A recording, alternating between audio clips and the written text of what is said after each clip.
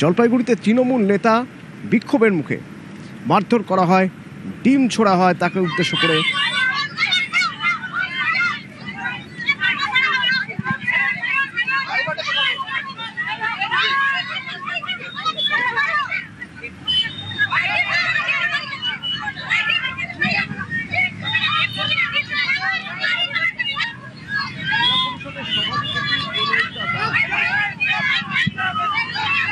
জেলা পরিষদের সভাধিপতি প্রণয়িতা দাস,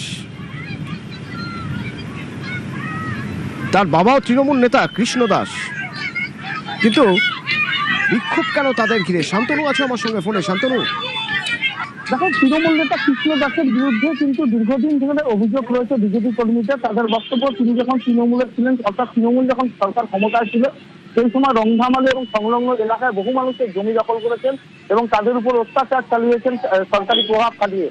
এবং প্রণয়িতা দাস, যিনি জেলা পরিষদের কর্মাধ্যক্ষ, শিক্ষা কর্মাধ্যক্ষ, তার বিরুদ্ধে এবং তার বাবা কৃষ্ণ দাসের বিরুদ্ধে গত 5ই মে বিজেপি কর্মীদের মারধরের অভিযোগ ওঠে।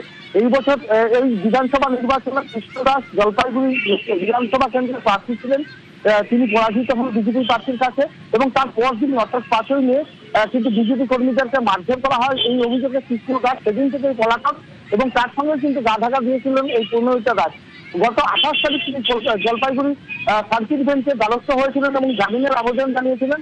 সেই মর্মে আদালত তাকে নির্দেশ দিয়েছিল যে কোতোয়ালি থানায়, অর্থাৎ জলপাইগুড়ি কোতোয়ালি থানায় 30শে জুলাইয়ের মধ্যে 11টার মধ্যে তাকে হাজিরা দিতে হবে এবং তদন্তকারী অফিসারের সাথে দেখা করে তাকে সমস্ত রকম তদন্ত সহযোগিতা করতে হবে। অর্থাৎ তার বিরুদ্ধে যে যে অভিযোগ ছিল, বিজেপি কর্মীদের মারধর করা ধারার অভিযোগগুলো ছিল, সেই সব অভিযোগ নিয়ে তদন্তকারী অফিসারকে সহযোগিতা করতে হবে, এই মর্মেই কিন্তু তাকে নির্দেশ দিয়েছিল হাইকোর্ট। এবং সেই নির্দেশ মেনেই কিন্তু তিনি আজকে জলপাইগুড়ি কোতোয়ালি থানার তদন্তকারী অফিসারের সাথে দেখা করতে আসেন।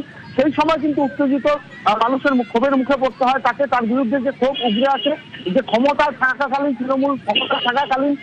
যে তৃণমূল নেতা কৃষ্ণ দাস এবং তার মেয়ে প্রণয়িতা দাস মিলে এলাকায় শুধু না, আশপাশের এলাকাতেও বিভিন্ন অনৈতিক কাজ চালিয়েছেন, অনেক কয়েকজনকে মারধর করেছেন, হিংসাত্মক ঘটনা এবং জমি দখল থেকে শুরু করে একাধিক অভিযোগ রয়েছে। সেই অভিযোগ বা সেই ক্ষোভেরই বহিঃপ্রকাশ ঘটে আদালতে জলপাইগুড়ি কোতোয়ালি থানার সামনে। তাকে পুলিশ মুখে ধরে তাকে বের করে নিয়ে আসার চেষ্টা করা হয় এবং তার উদ্দেশ্যে ডিম থেরাপি করা হয় এবং ডিম ছুড়ে মারা হয় তার গাড়িতে।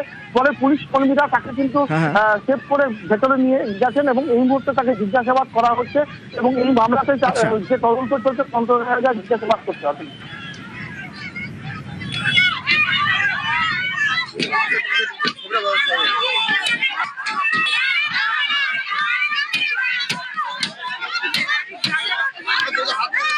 ডিম থেরাপি কেন আমাদের মহিলারা করবে না?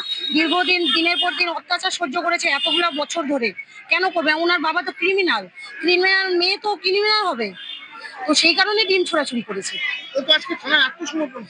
আত্মসমর্পণ করতে আসছে, ঠিক আছে করুক, কিন্তু আমাদের মহিলাদের যে অত্যাচারটা করেছে তখনকার সময় তো পুলিশ প্রশাসনকে আমরা পাইনি কখনো। আমাদের নির্দোষ দাদা ভাই বড় ছোট যখন মার খেয়েছে রাস্তায় কুকুরের মতন, তখন তো আমরা পুলিশ প্রশাসন পাইনি। আমরা চাইছি বিচার চাই। একটা খুনির বিচার কি হয়? শাস্তি। তো আমরা শাস্তিই চাই।